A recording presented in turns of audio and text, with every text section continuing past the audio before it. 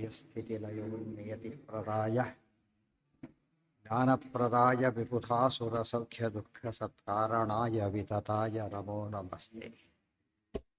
नारायणं सुरगुरुं जगदेकनाथं भक्तप्रियं सकललोकनमस्कृतं च त्रैगुण्यवर्जितमचं बहुमाद्यमीशं वन्दे भवघ्नमरासुरसिद्धवद्यम्। ಏನಾಯ್ತೀಗ? ನಾರಾಯಣಂ ನಮಸ್ಕೃತ್ಯ ನರಂ ಚೈವ ನರೋತ್ತಮಂ ದೇವೀಂ ಸರಸ್ವತೀಂ ವ್ಯಾಸಂ ತತೋ ಜಯಮುದೀರೈ. ಪ್ರಣಮ್ಯತಾಂ ಯಯುಃ ಪಾರ್ಥಾಃ ಸಕೃಷ್ಣಾಃ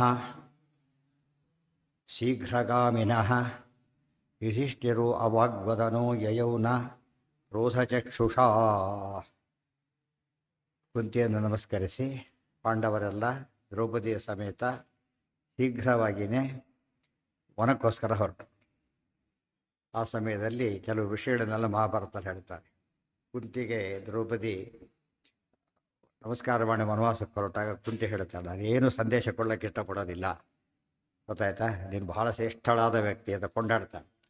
ಇವತ್ತು ತುಂಬಿದ ಸಭೆಯಲ್ಲಿ ಶಾಪ ಕೊಡದೆ ಇತ್ಯಾದಿ ಮಾಡಿದ್ದೆಲ್ಲ ಕೂಡ ಅತ್ಯಂತ ಶ್ರೇಷ್ಠವಾದ ನಡವಳಿಕೆ, ನಾನೇನು ಹೇಳೋದಕ್ಕೆ ಇಷ್ಟಪಡೋದಿಲ್ಲ, ನಿನಗೆ ಭಾರ ಮೇಲಿದ್ದೆ ಅಂತ ಕೊಂಡಾಡಿಬಿಡ್ತಾರೆ. ಆಮೇಲೆ ಇವರೆಲ್ಲ ಹೊರಕ್ಕೆ ಹೊರಟಾಗ ಧೃತರಾಷ್ಟ್ರ ಕೇಳ್ತಾನೆ ವಿದುರನನ್ನು, ಅವರೆಲ್ಲ ಹೇಗೆ ಹೋಗ್ತಾ ಇದ್ದಾರೆ ಅಂತ ಕೇಳ್ತಾನೆ. ಕುತೂಹಲ ಆತನಿಗೆ, ಅವರೆಲ್ಲ ಹೇಗೆ ಹೋಗ್ತಾ ಇದ್ದಾರೆ ಅಂತ ಕೇಳಿದರೆ ಅದನ್ನೆಲ್ಲ ಹೇಳ್ತಾನೆ ವಿದುರ. ಯುಧಿಷ್ಠಿರೋ ಅವಾಗ್ವದನಃ ಯಯೌ, ಧರ್ಮರಾಜ ತಲೆ ಬಗ್ಗಿಸ್ಕೊಂಡು ಹೊರಟ. ಭೀಮಸೇನ ಎರಡೂ ಕೈಗಳನ್ನು ಮೇಲೆತ್ಕೊಂಡು ಹೊರಟ. ಅರ್ಜುನ ಕೈಯಲ್ಲಿ ಮಣ್ಣು ಹಿಡ್ಕೊಂಡು ಹೀಗೆ ಹಾಕ್ತಾ ಹೊರಟ. ನಕಲ ಸಹದೇವರು ತಲೆ ಬಗ್ಸ್ಕೊಂಡು ಹೊರಟರು, ಹೀಗೆ ಇಟ್ಕೊಂಡು ಹೊರಟರು ಅಂತ ಹೇಳ್ತಾರೆ. ದ್ರೌಪದಿ ತಲೆಗೂದಲು ಕಟ್ಟಿಕೊಳ್ಳದೆ ಹೊರಟರು. ಇಷ್ಟು ವಿಷಯ ಹೇಳ್ತಾರೆ. ಇದಕ್ಕೆಲ್ಲ ಕಾರಣ ಕೇಳ್ತಾನೆ. ಅಷ್ಟೇ ಸುಮ್ಮನಾಗಲ್ಲ, ಯಾಕೆ ಹಾಗೋಗ್ತಾರೆ ಅಂತ ಕೇಳ್ತಾನೆ. ಅದೇ ಎರಡನ್ನು ಸೇರಿಸಿ ಹೇಳ್ಬಿಡ್ತಾರೆ. ಯುಧಿಷ್ಠಿರೋ ಅವಾಗ್ವದನಃ ಯಯೌ, ಅವಾಕ್ ಅಂದರೆ ಕೆಳಗೆ ತಗ್ಗಿಸಿ ಹೊರಟ. ಯಾತಕ್ಕೆ? ನ ಕ್ರೋಧಚಕ್ಷುಷಾ ದಹೇಯಂ ಕೌರವಾನ್ ಸರ್ವಾನಿತಿ ಕಾರುಣಿಕೋ ನೃಪಃ ಉದ್ಧೃತ್ಯ ಬಾಹು ಪ್ರಯಯೌ ಬಾಹುಶಾಲೀ ವೃಕೋದರಃ. ಯಯೌ ನ ಕ್ರೋಧಚಕ್ಷುಷಾ ದಹೇಯಂ ಕೌರವಾನ್ ಸರ್ವಾನ್. ನಾನೀಗ ಭಾರಿ ಸಿಟ್ಟು ಬಂದಿದೆ ಆ ಮನಸ್ಸಿಗೆ. ನಾನೇನಾದರೂ ಈ ಕೌರವರು ನೋಡಿಬಿಟ್ರೆ ಅವರೆಲ್ಲ ಸುಟ್ಟು ಹೋಗ್ತಾರೆ, ಹಾಗಾಗಬಾರದು ಅಂತ ಹೇಳಿ ಕಾರುಣಿಕಃ, ತುಂಬ ಕರುಣಾಳವಾದಂಥ ಧರ್ಮರಾಜ ತಲೆಗೆ ತೆಗೆಸ್ಕೊಂಡು ಹೊರಟ. ಆ ಸಮಯದಲ್ಲೂ ಆತನಿಗೇನಿದೆ, ವಂಶದ ದೃಷ್ಟಿಯಿಂದ ಯೋಚನೆ ಮಾಡ್ತಾರೆ. ವಂಶದ ದೃಷ್ಟಿಯಿಂದ ಇವರು ಯೋಚನೆ ಮಾಡ್ತಾರೆ, ಏನಾಗಬಹುದು ಈಗ, ಅದಾಗಬಾರದು ಅಂತ ಯೋಚನೆ ಮಾಡ್ತಾರೆ. ನೋಡಿ, ಜವಾಬ್ದಾರಿಯಿಂದ ನಡ್ಕೊಳ್ತಾರೆ. ಉದ್ಧೃತ್ಯ ಬಾಹು ಪ್ರಯಯೌ ಬಾಹುಶಾಲೀ ವೃಕೋದರಃ. ಭೀಮಸೇನ ಎರಡೂ ತೋಳುಗಳನ್ನು ಮೇಲೆತ್ಕೊಂಡು ಹೋಗ್ತಾ ಇದ್ದಾನೆ. ಬಾಹುಶಾಲಿ, ಬಾಹುಬಲ ಸಂಪನ್ನ ಅಂತ ಅರ್ಥ. ಆಭ್ಯಾಮೇವ ಅಖಿಲಾನ್ ಶತ್ರುನ್ ಶಕ್ತೋ ಹಂತು ಮಹಂತ್ವಿತಿ. ಅಖಿಲಾನ್ ಶತ್ರುಂ ಹಂತುಂ ಆಭ್ಯಾಮೇವ ಅಲಂ. ನಾನು ಇವ್ರನ್ನೆಲ್ಲ ಕೊಲ್ಲಕ್ಕೆ ಏನೂ ಬೇಕಿಲ್ಲ, ಎರಡು ತೋಳುಗಳಷ್ಟೇ ಸಾಕು ಅಂತ ಹೇಳಿ ಹೊರಟಿತ್ತು. ಆಭ್ಯಾಮೇವ ಅಖಿಲಾನ್ ಶತ್ರುನ್ ಶಕ್ತಃ ಹಂತು ಮಹಂತು ಇತಿ. ಅಬದ್ಧಕೇಶ ಪ್ರೇಯೌ ದ್ರೌಪದಿ ಸಾ ಸಭಾತಲಾತ್ ಮುಕ್ತಕೇಶ ಭವಿಷ್ಯಂತಿ ಧಾರ್ತರಾಷ್ಟ್ರಸ್ತೇಯಸ್ವಿತಿ. ಅಬದ್ಧಕೇಶ ಪ್ರೇಯೌ ದ್ರೌಪದಿ ಸಾ ಸಭಾತಲಾತ್. ದ್ರೌಪದಿ ದೇವಿ ಅಬದ್ಧಕೇಶ ಪ್ರೇಯೌ, ಕೂದಲು ಕಟ್ಟಿಕೊಳ್ಳದೇನೆ, ದುಶಾಸರಾಯನು ಬುಡಿಯನ್ನು ಬಿಚ್ಚಿದ್ದ, ಅದು ಹಾಗೆ ಕಟ್ಟಿಕೊಳ್ಳದೆ ಹೊರಟಿತ್ತು. ಅದಕ್ಕೆ ಮುಕ್ತಕೇಶ ಭವಿಷ್ಯಂತಿ ಧಾರ್ತರಾಷ್ಟ್ರ ಸ್ತ್ರೀಯಸ್ಥಿತಿ. ಇವರೆಲ್ಲ ದುರ್ಯೋಧನಾದಿಗಳು ಹೆಂಡಂದ್ರೇನಿದ್ದಾರೆ ಅವರೆಲ್ಲ ಕೂಡ ಏನಾಗ್ತಾರೆ, ಮುಂದೆ ಮುಕ್ತಕೇಶೆಯರಾಗ್ತಾರೆ. ಅಂದರೆ ಎಂದೂ ಕೂದಲು ಕಟ್ಟಿಕೊಳ್ಳದವರು ಆಗ್ತಾರೆ. ಅಂದರೆ ಅರ್ಥ ಏನು, ವಿಧವೆಯರಾಗ್ತಾರೆ ಅಂತ ಅರ್ಥ. ಅದು ಸಂದೇಶ. ಅದು ಈ ಮೂಲಕ ಏನಾಗಿರಬಾರ್ದು, ಸ್ತ್ರೀಯರು ಯಾವಲು ಮುಕ್ತಕೇಶಿಯರಾಗಿರಬಾರ್ದು ಅಂತ ಅರ್ಥ. ಅದನ್ನು ತೋರಿಸಿದ್ದರಿಂದ ಇವರೆಲ್ಲ ಹಾಗೆ ಆಗ್ತಾರೆ. ಅವ್ರು ಏನು ಮಾಡಿದರೂ ಪ್ರತಿಫಲ ಹಾಗೆ ವಾಪಸ್ ಬರುತ್ತೆ ಅಂತ ಅರ್ಥ. ಏನು ಮುಂದೆ ಹೇಳ್ತಾರೆ, ನಾ ಮಾಡ್ತೀನಿ ಅಂತ ಹೇಳ್ತಾರೆ. ಅಬದ್ಧ ಕೇಶ ಪ್ರಯವು ದ್ರೌಪದಿ ಮತ್ತೆ ಪ್ರತಿಜ್ಞೆ ಮಾಡ್ತಾರೆ, ಮತ್ತೆ ಮಾಡ್ತಾರೆ. ಎರಡು ಸ್ಟೇಜ್ ಬರುತ್ತೆ ಮುಂದೆ. ಸಾ ಸಭಾತಲ ಮುಕ್ತಕೇಶ ಭವಿಷ್ಯಂತಿ ಧಾರ್ತರಾಷ್ಟ್ರ ಸ್ತ್ರೀಯಸ್ತ್ವಿತಿ. ವರ್ಷನ್ ಪಾಂಸೂನ್ ಯಯೌ ಪಾರ್ಥಃ ಇತ್ತಂ ಶತ್ರುಷು ಸಾಯಕಾನ್ ವರ್ಷಯಾಮಿ ಇತಿ. ಅಭಿಪ್ರಾಯ ಪರಮಾಸ್ತ್ರವಿದಾಂವರ ವರ್ಷನ್ ಪಾಂಸೂನ್ ಯಯೌ ಪಾರ್ಥ ಇತ್ತಂ ಶತ್ರುಷು ಸಾಯಕಾನ್ ವರ್ಷಯಾಮಿ ಇತಿ ಅಭಿಪ್ರಾಯ ಪರಮಾಸ್ತ್ರವಿದಾಂವರ. ಅರ್ಜುನ ಹೀಗಾಗ್ತಾ ಯಾತಕ್ಕೆ ಹೋದ ಅಂದರೆ ನಾನು ಮುಂದೆ ಬಾಣ ಹೇಗೆ ಬಿಡ್ತೀನಿ ಅಂದರೆ ಈ ಬಣ್ಣು ಬಿಡಿಸ ಎಷ್ಟು ಎಣಿಸ್ಲಿಕ್ಕಾಗತ್ತಾ ಎಷ್ಟು ಅಂತ ಹೇಳಿದ್ರೆ ಬಣ್ಣಿನ ಧೂಳಿ ಎಣಿಸ್ಲಿಕ್ಕಾಗತ್ತಾ ಅಂದರೆ ಎಣಿಸ್ಲಿಕ್ಕಾಗದಷ್ಟು ಬಾಣಗಳನ್ನು ಮೇಲೆ ಬಿಡ್ತೀನಿ ಅಂತೇಳಿ ತೋರಿಸ್ಲಿಕ್ಕೋಸ್ಕರ ಅರ್ಜುನ ಹಾಗೆ ಹೊರಟ. ಆಶ್ಚರ್ಯ, ಅವ್ರು ಹೋಗ್ತಿರೋದು ಹಾಗೆ ಧರ್ಮ ಇಲ್ಲಿಂದ ವಿದುರನು ಹೇಳ್ತಾ ಇದ್ದಾನೆ. ವಿದುರನಿಗೆ ಏನು ಅರ್ಥ ಆಗ್ತಾ ಇದೆ ಈಗ? ಅವರ ಮನೋಭಾವ ಅರ್ಥ ಆಗ್ತಾ ಇದೆ. ಇದು ಹೇಳೋ ಸುಲಭ ಅಲ್ಲ ಇದು. ಯಾಕೆ? ಅವ್ರು ಹೋಗೋದನ್ನು ನೋಡಿ ಅರ್ಥ ಮಾಡಿಕೊಂಡು ಎಕ್ಸ್ಪ್ಲೇನ್ ಮಾಡೋಕ್ಕೆ, ಆದರೆ ಯಾರಿಗೆ? ಧೃತರಾಷ್ಟ್ರನಿಗೆ. ವಿದುರ ಒಳ್ಳೆ ಇಂಗಿತಜ್ಞ, ಮನಸ್ಸಿನ ಭಾವ ತಿಳ್ಕೊಳ್ತಕ್ಕಂಥ ಮಹಾಸಮರ್ಥ ಅಂತ ಆಯ್ತಾರೆ. ಹೇಳ್ತಾ ಮುಂದೆ ಬರುತ್ತದೆಯಲ್ಲ ಈಗ, ವರ್ಷಯಾನೀತ್ಯಭಿಪ್ರಾಯ ಪರಮಾಸ್ತ್ರವಿದಾಂವರ. ಅರ್ಜುನ ಪರಮಾಸ್ತ್ರವಿದಾಂವರ, ಅಸ್ತ್ರವಿದಾಂ ಪರಮಾಸ್ತ್ರವಿದಾಂ ವರಹ. ಮೂರನೇದಾಗಿ ಅಸ್ತ್ರಬಲ್ಲವನು ಅರ್ಥಬಲ್ಲವರಲ್ಲಿ ಶ್ರೇಷ್ಠನು, ಅದರಲ್ಲೂ ಕೂಡ ಭಾರಿ ಶ್ರೇಷ್ಠನಾದವು. ಪರಮ ಅಸ್ತ್ರಗಳನ್ನು ತಿಳಿದವರಲ್ಲಿ ಶ್ರೇಷ್ಠನಾದವು. ಯಯೌ ಅವಾಂಗ್ಮುಖೌ ಯಾತೌ ನಾವಯೋ ಶತ್ರವೋ ಮುಖಂ ಪಶ್ಯತ್ತು ಅಸ್ಯಾವಸ್ಥಾಯಾಮಿತ್ತೇವ ಧೃತಚೇತಸೌ. ಯಮೌ ಅವಾಂಗ್ಮುಖೌ ಯಾತೌ. ಯಮೌ ಅವರಿಬ್ಬರು ಕೂಡ ಹೇಗೆ ಹೊರಟ್ರು? ಅವರು ಅವಾಂಗ್ಮುಖೌ ಯಾತೌ, ತಲೆ ತೆಗೆಸ್ಕೊಂಡು ಹೊರಟ್ರು ಅವರಿಬ್ಬರು ಕೂಡ. ಯಾತಕ್ಕೆ? ಅಸ್ಯಾಮವಸ್ಥಾಯ, ಈ ಪರಿಸ್ಥಿತಿಯಲ್ಲಿ ನಮ್ಮನ್ನು ಶತ್ರುಗಳು ನೋಡಿ ಏನಾಗಬಾರ್ದು, ಖುಷಿ ಪಡ್ಲಕ್ಕೆ ಹೋಗಬಾರ್ದು ಅಂಥೇಳಿ ತಲೆ ತಕ್ಷಣ ಹೊರಟುಬಿಟ್ರು, ಒಂಥರ ಸಂಕೋಚ ಪಟ್ಟು ಹೊರಟು. ಪಶ್ಯತು ಅಭ್ಯಾಮವಸ್ಥಾಯಾಮಿತ್ತೇವ ಧೃತಚೇತಸೌ. ಇದು ಇಷ್ಟ ಅವರದಾಯ್ತು. ಪ್ರೇತ ಸಂಸ್ಕಾರ ಸೂಕ್ತಾನಿ ಪಠನ್ ಧೌಮ್ಯ ಅಗ್ರತೋ ಯಯೌ ಅತೇಷು ಧಾರ್ತರಾಷ್ಟ್ರೇಷು ಮಯಾ ಕಾರ್ಯಾ ಕ್ರಿಯಾ ಇತಿ. ಈಗ ಇವು ಧೌಮ್ಯಾಚಾರ್ಯ ಏನು ಮಾಡ್ತಿದ್ದಾರೆ? ಪುರೋಹಿತರು ಪ್ರೇತ ಸಂಸ್ಕಾರ ಸೂಕ್ತಾನಿ ಪಠನ್, ಪ್ರೇತ ಸಂಸ್ಕಾರ ಸೂಕ್ತಗಳೆಲ್ಲ ಹೇಳ್ಕೊತ ಹೊರಟ್ರು ಅವರು ಮುಂದೆ, ಎಲ್ಲರಿಗಿಂತ ಮುಂದೆ. ಯಾತಕ್ಕೆ? ಹತೇಷು ಧಾರ್ತರಾಷ್ಟ್ರೇಷು ಮಯ ಕಾರ್ಯಾ ಕ್ರಿಯಾ ಇತಿ. ಇವರೆಲ್ಲ ಸತ್ತ ಮೇಲೆ ಅಂತ್ಯಕ್ರಿಯೆ ನಾನೇ ಮಾಡಿಸ್ಬೇಕಲ್ಲ ಅಂತ ಮಂತ್ರ ಈಗಲೇ ಶುರು ಮಾಡಿಬಿಟ್ರು ಅಂತ ಹೇಳ್ತಾರೆ. ಅವಾಗ ಯಾರು ಸಾಯೋದು ಗ್ಯಾರಂಟಿ ಅಂತೇಳಿ ಈಗಲೇ ತೋರಿಸ್ತಾ ಇದ್ದಾರೆ. ಅದ ಸಲ ಸುಟ್ಟೋಗ್ತಾರಂತ. ಹೌದು ಹೌದು. ಅದಕ್ಕೆ ವಾದಿರಾಜ ಭಾಳ ಚೆನ್ನಾಗಿ ಒಳ್ಳೆ ಅಪೂರ್ವ ವ್ಯಾಖ್ಯಾನ ಬರೀತಾರೆ. ಏನಂದರೆ, ಧರ್ಮರಾಜ ನೋಡ್ತಾನೆ, ಕೋಪದಿಂದ ನೋಡಿ ಸುಟ್ಟು ಹೋಗ್ತಾನೆ. ಭೀಮಸೇನ ಸಂರಕ್ತಲ್ಲಿ ಭಾಳ ಕೋಪದಿಂದ ನೋಡ್ತಾನೆ, ಸುಟ್ಟು ಹೋಗಲಿಲ್ಲ. ಅದರ ಅರ್ಥ ಏನೀಗ? ಧರ್ಮರಾಜನ ಶಕ್ತಿ ಜಾಸ್ತಿ ಅಂತ ಆಯ್ತು. ಅದರಿಂದ ಹಾಗಲ್ಲ ಅಂಥೇಳಿ ಭೀಮಸೇನಾಗಿ ಮಾಡ್ತಿರೋದೆಲ್ಲ ಏನದು? ವೈಯಕ್ತಿಕ ಕ್ರೋಧ ಅಲ್ಲ, ಅದೇನಲ್ಲ, ತಾತ್ವಿಕ ಕ್ರೋಧ. ತಾತ್ವಿಕ ಕ್ರೋಧ ಹಿನ್ನೆಲೆಯಲ್ಲಿ ಏನಿದೆ ಭೀಮಸೇನಿಗೆ ಅಂದರೆ, ಪೂರ್ತಿ ವಿವೇಕ ಇದ್ದು ಮಾಡ್ತಿರುತ್ತೆ, ಎಕ್ಸೈಟ್ ಆಗಿಲ್ಲ, ಗೊತ್ತಾಯ್ತಾ? ಸೆಂಟಿಮೆಂಟಲ್ ಆಗಿಲ್ಲ, ತಪ್ಪು ಅಂತ ತೋರ್ಸೋಕ್ಕಷ್ಟೇ ಮಾಡ್ತಿರೋದು. ಧರ್ಮರಾಜನಿಗೆ ಕಂಟ್ರೋಲ್ ಮಾಡೋಕ್ಕೆ ಬರೋದಿಲ್ಲ. ಏನು ಮಾಡ್ತಾನೆ ಈಗ? ವೀಕ್ನೆಸ್ ಇದೆ, ಅದಕ್ಕೋಸ್ಕರ ಧರ್ಮರಾಜ ಏನು ಮಾಡ್ದ? ಕಣ್ಣು ಮಾಡ್ದ. ಇವ್ರಿಗೆ ಬೇಕಿಲ್ಲ, ಈ ಕೈ ಬಿಟ್ಟು ವೆಹಿಕಲ್ ರೈಡ್ ಮಾಡ್ದ, ಹಿಡ್ಕೊಂಡು ಮಾಡ್ದ. ಅಂದರೆ ಎಷ್ಟು ಕಾನ್ಫಿಡೆನ್ಸ್ ಇದೆ ಇಲ್ಲಿ, ಗೊತ್ತಾಯ್ತಾ? ಇಲ್ಲಿ ಹಿಡ್ಕೊಂಡು ಮಾಡ್ದ, ಕೈ ಬಿಟ್ಟು ಮಾಡ್ದ ಅಂತ ಕಾನ್ಫಿಡೆನ್ಸ್ ಎದ್ದು ಕಾಣೋದು ಭೀಮಸೇನಿಗೆ. ಆ ದೃಷ್ಟಿಯಿಂದ ಯಾವಾಗ ಏನು ಮಾಡೋಕ್ಕೆ ಅಂತ ಗೊತ್ತಿರೋದ್ರಿಂದ ಎರಡು ಮಿಕ್ಸ್ ಮಾಡೋದಕ್ಕೆ ಹೋಗೋದಿಲ್ಲ. ಯಾವುದನ್ನು ಇಶ್ಯೂಸ್ ಮಿಕ್ಸಪ್ ಮಾಡಿದಾಗ ಏನಾಗುತ್ತಾಗ, ಈ ಕಡೆ ಸೆಂಟಿಮೆಂಟ್ಸ್ ಒಂದು ಕಡೆ ಇದೊಂದು ಬಂದಾಗ ವೀಕ್ನೆಸ್ ಬರುತ್ತೆ. ಅದಿಲ್ಲ ಭೀಮಸೇನಿಗೆ. ಆದ್ದರಿಂದಾಗಿಯೇ ಆ ರೀತಿ ನೋಡಿದಾಗ ಕೂಡ ಏನಾಗೋದಿಲ್ಲ, ಭಾರಿ ಸಿಟ್ಟು ಬಂದು ಮಗುನ ಹೊಡಿತಾರೆ. ಆ ಹೊತ್ತಲ್ಲಿ ಏನು ಮಾಡಿ ಕಂಟ್ರೋಲ್ ಮಾಡ್ತಾರೆ. ಏನಂತ ಹೊಡಿತಿರೋದು ಯಾರನ್ನ? ಎತ್ತೋದು. ಅದಕ್ಕೆ ಎಚ್ಚರಿಕೆ ಬರಬೇಕು ಹೊರತು ಏನು ಬರಬಾರ್ದು? ಹೆದರಿಕೆ ಬರಬಾರ್ದು. ಜೋರ ಕೈ ಬೆಲ್ಲ ಹೊಡಿಬೇಕಾದ್ರೆ. ಅದು ಉಳಿದವರ ಹೊಡೆಯೋಕೆ ಸಣ್ಣ ಹೊಡೆದು ಜೋರ ಹೊಡೆದಿರ್ತಾರೆ. ಅದಕ್ಕೆ ಅಲ್ಲಿ ಕನ್ಸರ್ನ್ ಇಲ್ಲ. ಭೀಮಸೇನಿಗೆ ಇದಿದೆ, ಏನಾಗಬಾರ್ದು, ಕ್ರೋಧಾದಿಗಳು ಏನು ದೋಷ ಅವೆಲ್ಲ. ಅದರಿಂದ ಏನಾಗುತ್ತೆ? ಪುಣ್ಯ ಕಡಿಮೆ ಆಗುತ್ತೆ, ತೋರಿಸ್ಬಾರ್ದಾಗಲ್ಲ.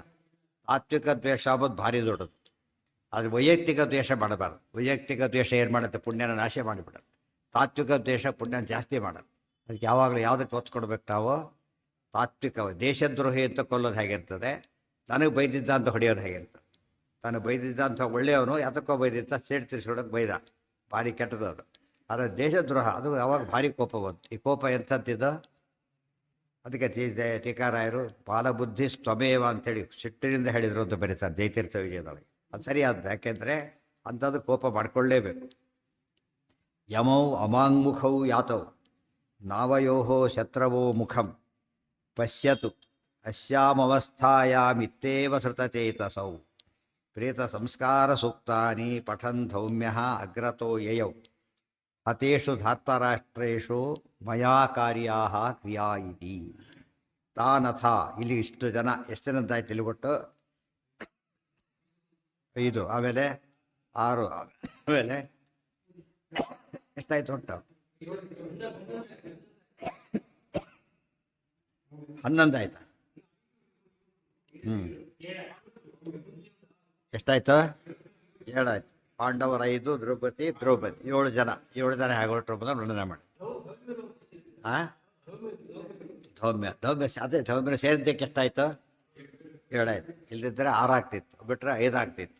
ಆ್ಯಕ್ಚುಲಿ ಒಂದು ಗಟ್ಟಿ ಯಾರು ವ್ಯವಸಾಯ ಹೊರಟಿತ್ತು ಪೂರ್ತಿಯಾಗಿ ಅದನ್ನು ಮುಂದೆ ಮಾಡಿ ತೋರಿಸಿದ್ದೆ ಹಾಗೆ. ಪಶ್ಯತ್ಸು ಇಷ್ಟಾದ ಮೇಲೆ ಹತೇಷು ಧರ್ತರಾಷ್ಟ್ರೇಷು ಮಯಾ ಕಾರ್ಯಾ ಕ್ರಿಯಾ ಇತಿ. ದ್ರೌಪದಿ ಅವರೆಲ್ಲ ಹೋಗಲ್ಲ. ವನವಾಸಕ್ಕೆ ಯಾರು ಹೋಗ್ಬೇಕು? ಯಾರು 5 ಕೇಳಿದ್ದು ಎಷ್ಟು ಅವರು? 5 + 1 ಅಷ್ಟೇ. ಧೌಮ್ಯಾಚಾರ್ಯ ಹೋಗಬೇಕಾಗಿರಲಿಲ್ಲ, ಅವ್ರು ಪುರೋಹಿತರಾಗಿ ಹೊರಟ್ರು ಅಷ್ಟೇ. ಬಟ್ ಇವರಿಬ್ಬರು ಮಾತ್ರ ಹೋಗಬೇಕಾಗಿತ್ತು. 5 ಜನ ಪಾಂಡವರು, ದ್ರೌಪದಿ ಹೋಗಬೇಕಾಗಿತ್ತು ಅಂತ ಅದರಲ್ಲಿ ಯಾವುದರಲ್ಲಿತ್ತು? ಆ ಕರಾರಿನಲ್ಲಿತ್ತು. ಆದ್ದರಿಂದ ಹೊರಟು. ಈ ಸದ್ಯಕ್ಕೆ ಅವರೆಲ್ಲ ಮಕ್ಕಳು ಹೊರಟ್ಬಿಟ್ಟಿದ್ದಾರೆ ಈಗೆಲ್ಲ ಕೂಡ. ಎಲ್ಲರ ಸಮೇತನೇ ಹೋಗ್ತಾರೆ. ಮುಂದೆ ಅವರೆಲ್ಲ ಬಂದು ಅವರ ಕರ್ಕೊಂಡು ಹೋಗ್ತಾರೆ ಆಮೇಲೆ. ಈ ಸದ್ಯಕ್ಕೆ ಅವ್ರು ಯಾರೂ ಇಲ್ಲ ಈಗ. ಅಂದರೆ ಹಸ್ತನಾವತಿಯಲ್ಲಿ ಜೊತೆಗೆ ಹೊರಟ್ಬಿಟ್ಟಿದ್ದಾರೆ. ಜೊತೆಗೆ ಯಾರ್ಯಾರು ಹೊರಟರು? ಸೂದಾಹ ಪೌರೋಗವಾಶ್ಚೈವ ಭೃತ್ಯಾಯೇ ತು ಆಪ್ತಕಾರಿಣ ತತಸ್ಥೆ ಜಾಹ್ನವೀ ತೀರೇ. ಅವ್ರು ಹೇಗೆ ತಾನ್ ಅಥ ಅನುಯಯು ಸೂತಾಹ ರಥೈ ಪರಿಚತುರ್ದಶೈ. ಸುತ್ತ 14 ರಥಗಳು, ಉಪರಥಗಳು, ಪ್ರಧಾನ ರಥಗಳ ಮೂಲಕ ಅವರನ್ನು, ಉದ್ದೇಶ ಏನು ಗೊತ್ತಾ? ಗೌರವ ಅಲ್ಲ, ಬೇಗ ಹೋಗಿ ಬೆಳ್ಳಿ ಆ ಕಡೆ ಅಂತ ಹೇಳ್ಬಿಟ್ಟು ಏನು ವ್ಯವಸ್ಥೆ ಮಾಡ್ತಾರೆ. ಬೇಕಾದ್ರೆ ಕೊಟ್ಟು ಕಳಿಸ್ಬಿಟ್ರೆ ಅನುಕೂಲ ಏನಂದ್ರೆ ಬೇಗ ಸಾಕಾಕಿದಾಗತ್ತೆ. ಅವ್ರು ಹೋಗಬಾರ್ದು, ಅಷ್ಟು ಜನ ಗಲಾಟೆ ಮಾಡೋದು ಇದೆಲ್ಲ ಮಾಡಬಾರ್ದು ಅಂತೇಳಿ ರಾಮದೇವ್ರು ಹೇಗೆ ಹೋಗ್ತಾರೆ? ಅವರ ರಥಲ್ಲೇ ಹೋಗ್ತಾರೆ, ಸುಮಂತ್ರ ರಥಲ್ಲೇ ಹೋಗ್ತಾರೆ. ಬಿಟ್ಟು ಬರಲ್ಲ, ಕೈ ಹಾಕ್ತಾರೆ, ವ್ಯವಸ್ಥೆ ಮಾಡ್ತಾಳೆ. ಇಲ್ಲೂ ಕೂಡ ಏನಾಗಿದೆ, ರಥ ಸಮೇತ ಕಳಿಸಿದ್ರು. ಅದ್ರ ಜೊತೆಗೆ ಇವರೆಲ್ಲ ಹೊರಟಿದ್ದಾರೆ. ಸೂದಾಹ ಪೌರೋಗವಾಶ್ಚೈವ ಭೃತ್ಯಾಯೇ ತ್ವಾಪ್ತಕಾಯ. ಅದೆಲ್ಲ ಕೈ ಕಳಿಸಲಿಲ್ಲ. ರಾಮದೇವರಿಂದ ಯಾರನ್ನು ಕಳಿಸಲಿಲ್ಲ, ಯಾವ ವ್ಯವಸ್ಥೆನೂ ಮಾಡಲಿಲ್ಲ. ಬರೀ ರಾಮ, ಸೀತೆ, ಲಕ್ಷ್ಮಣ ಅಷ್ಟೇ ಹೊರಟಿದ್ದೀನಿ, ಯಾರೂ ಬರಲಿಲ್ಲ. ಪುರೋಹಿತರು ಯಾವುದೂ ಇಲ್ಲ. ಈ ರೀತಿ ಹೊರಟರಲ್ಲಿ ಇಲ್ಲಿ ಮಾತ್ರ ಇಷ್ಟು ವ್ಯವಸ್ಥೆ ಮಾಡಿ ಕಳಿಸ್ತಾರೆ. ಸೂದಾಹ ಪೌರೋಗವಾಶ್ಚೈವ ಭೃತ್ಯಾಯೇತು ಆಪ್ತಕಾರಿಣ. ಅತ್ಯಂತ ಆಪ್ತರಾದ ಭೃತ್ಯರಿದ್ದರಲ್ಲ ಅವರು, ಸೂದರು, ಅಡಿಗೆಯವರು, ಅವರೆಲ್ಲರ ಸಮೇತ ಹೊರಟರು. ಅವತ್ತು ಹೊರಟು ತತಸ್ಥೆ ಜಾಹ್ನವೀ ತೀರೆ ವನೇ ವಟಮುಪಾಶ್ರಿತಾ ನಶೀದನ್ ಆಗತಾನ್ ದೃಷ್ಟ ಸಮಸ್ತಾನ್ ಪುರವಾಸಿನಃ. ತತಃ ತೇ ಜಾಹ್ನವೀ ತೀರೆ ವನೇ ವಟಂ ಉಪಾಶ್ರಿತಾ ನಶೀದನ್ ಆಗತಾನ್ ದೃಷ್ಟ ಸಮಸ್ತಾನ್ ಪುರವಾಸಿನಃ. ಅವತ್ತು ಪಾಂಡವರ ರಾಮದೇವರೇ ಮಾಡಿದರು, ತಮಸಾನ ತೀರದಲ್ಲಿ ಹಾಟ್ ಮಾಡಿದರು, ಗಂಗಾ ತೀರದಲ್ಲಿ ಹಾಟ್ ಮಾಡಿ. ಎರಡು ಕಂಪೇರ್ ಮಾಡ್ತಾ ಹೊರಟು ರಾಮಾಯಣ ಮಹಾಭಾರತಕ್ಕೆ ಎಷ್ಟು ಸಂಬಂಧ ಇದೆ ಗೊತ್ತಾಗುತ್ತೆ. ಎಲ್ಲದರಲ್ಲೂ ಒಂದು ರೀತಿ ವ್ಯವಸ್ಥೆ. ತತಸ್ಥೆ ಜಾಹ್ನವೀ ತೀರೆ ಅಲ್ಲಿ ಹೊರಟರು. ಗಂಗಾ ನದಿ ಇವತ್ತು ಸುಮಾರು 9-10 ಕಿಲೋಮೀಟರ್ ದೂರ ಇದೆ ಹಸ್ತಿನಾಪುರಕ್ಕೆ, ಗೊತ್ತಾಯ್ತಾ?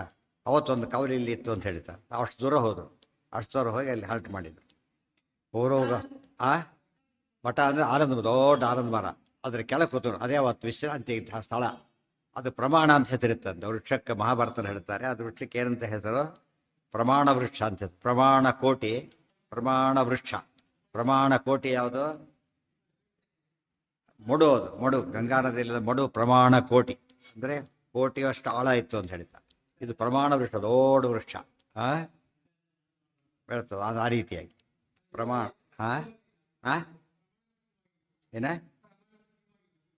ಏನಾಯ್ತು? ಪ್ರಮಾಣ ಕೋಟಿ. ಈಗೆಲ್ಲ ಸಿಗೋದಿಲ್ಲ. ಯಾವ ಸ್ಪಾಟ್ ಅದು, ಆ ಸ್ಪಾಟಲ್ಲಿ ಕೆಳಗೆ ಹೋಗ್ಲಿಕ್ಕೆ ಬರುತ್ತೆ. ಈಗೆಲ್ಲ ಸಿಗೋದು, ಎಲ್ಲ ಹುಡುಕ್ತವ್ರೆ. ಅದು ನಂಬಿಕೆನೇ ಇಲ್ಲ ಹುಡುಕ್ಲಿಕ್ಕೆ ಇವರಿಗೆ. ಇವರೆಲ್ಲ ಯಾರು ಮಾಡಬೇಕಾದ ಕೆಲಸ? ಉಳಿದವ್ರು ಮಾಡೋಂಗಿಲ್ಲ. ಹಾಗೆಲ್ಲ ಉಳಿದವರೆಲ್ಲ ಆಗಿ ನಾವೆಲ್ಲ ಮಾಡಕ್ಕೆ ಬರೋದು. ಯಾರು ಮಾಡ್ಬೇಕದನ್ನು? ಸರ್ಕಾರದ ಕೆಲಸ ಅದು. ಅವ್ರು ಅಪಾಯಿಂಟ್ಮೆಂಟ್ ಮಾಡಬೇಕು ಹೊರತು ಉಳಿದವ್ರು ಯಾರು ಮಾಡೋಂಗಿಲ್ಲ. ಸರ್ಕಾರಿ ಲ್ಯಾಂಡ್ಗಳನ್ನು ಉಳಿದವರಿಗೆಲ್ಲಕ್ಕೆ ಬರೋಲ್ಲ. ಹಾಗೆಲ್ಲ ಇವ್ರಿಗೆ ವಿಶ್ವಾಸ ಇಲ್ಲ. ಇದ್ರ ವಿಶ್ವಾಸ ಇದ್ದರೆ ಏನು ಮಾಡ್ತಾರೆ? ಪರೀಕ್ಷೆ ಮಾಡಿ ನೋಡ್ತಾರೆ ಎಲ್ಲ ಕಡೆ. ಆದರೆ ಅದು ಮಾಡಿದರೆ ಎಲ್ಲ ಅಂಥವರೇ ಗೊತ್ತಾಗೇ ಆಗುತ್ತೆ. ಸೂದಾಹ ಪೌರೋಗ ಅಂತ ಗುರು ಕಾವೇರಿ ನದಿ ಹೋಗ್ತೀರಿ, ಅದು ಮುಂದೆ ಹೋದ್ರೆ ಸ್ನಾನಕ್ಕೆ ಭಾಳ ಹುಷಾರಾಗಿ ಹೇಳ್ತಾರೆ, ಹೋಗಬೇಡಿ ಹಾಗೆಲ್ಲ ಅಂತ ಹೇಳ್ತಾರೆ. ಅದು ಮುಸುಕು ಕೆಲವು ನೆಲ ಹೇಗೆ ಲಾರಿ ಒಳಗೆ ಹೋಗ್ಬಿಡುತ್ತೆ, ಗೊತ್ತಾಯ್ತಾ. ಕೆಲವು ಸರ್ತೆಲ್ಲ ಥರದ್ದು ನಾನು ಬಂದರಲ್ಲಕ್ಕೆ ಹೋಗಿರ್ತಾರಲ್ಲ, ಕೆಲವು ಸ್ಪಾಟಲ್ಲಿ ತುಂಬ ಆಳ ಇರುತ್ತೆ, ಮಣ್ಣು ಮುಚ್ಕೊಂಡಿರುತ್ತೆ ಅಷ್ಟೇ ಮೇಲೆ, ಮತ್ತು ಜನಗಳು ಅಷ್ಟು ಮುಳುಗೋಗ್ಬಿಡ್ತಾರೆ, ಮತ್ತು ವಾಪಸ್ ಬರ್ಲಿಕ್ಕಾಗಲ್ಲ, ಮೇಲೆ ಮುಚ್ಚು ಇದಾಗೋಗ್ಬಿಟ್ಟು ಸಮಾಧಿ ಆದಾಗ ಆಗ್ಬಿಡ್ತಾರೆ. ತುಂಬ ಸ್ಪಾಟ್ ನದಿಗಳಂಥ ಸ್ಪಾಟ್ಗಳಿರುತ್ತೆ, ಅಂಥ ಸ್ಪಾಟ್ ಅದು, ಅಂಥಲ್ಲಿ ಬೆಳೆಸಿದರು. ಹಗರಿಗಳಲ್ಲಿ ಅಂಥ ಒಂದು ಡೇಂಜರ್ ಇರುತ್ತೆ, ಭಾಳ ಹುಷಾರಾಗಿ ಎತ್ತ ಸಣ್ಣಕ್ಕೆ ಒಳಗೆ ಹೋಗ್ಬಿಡ್ತಾರೆ. ಈಜೆಗೆ ಏನು ಕೌಂಟ್ ಆಗಲ್ಲ ಅದಕ್ಕೆ. ಮರಳಲ್ಲಿ ಈಜಾಡ್ತಾರೆ, ಸಾಧ್ಯ ಬಯಲೆಲ್ಲ ಸೇರ್ಕೊಂಡ್ಬಿಡುತ್ತೆ. ಅಂಥ ಜಾಗಗಳು ಇರುತ್ತೆ ಕೆಲವು, ಅಂಥ ಒಂದು ಪ್ರಮಾಣ ಕೋಟಿ ಆಗಿತ್ತು. ತುಂಬ ಒಟ್ಟಿಗೆ ಎಲ್ಲ ಕಡೆ ಇರುತ್ತದು. ಅಲ್ಲಿ ದಾರಿ ದೊಡ್ಡದಿತ್ತು, ರೆಕಾರ್ಡ್ ಅದು. ಅಲ್ಲಿದ್ದು ಪ್ರಮಾಣ ಕೋಟಿ ಅಂದರೆ ಪಾತಾಳದವರೆಗೂ ಹೋಗ್ತಿತ್ತು, ಒಂದು ಅಷ್ಟಾಳವಾದ ಮಡು.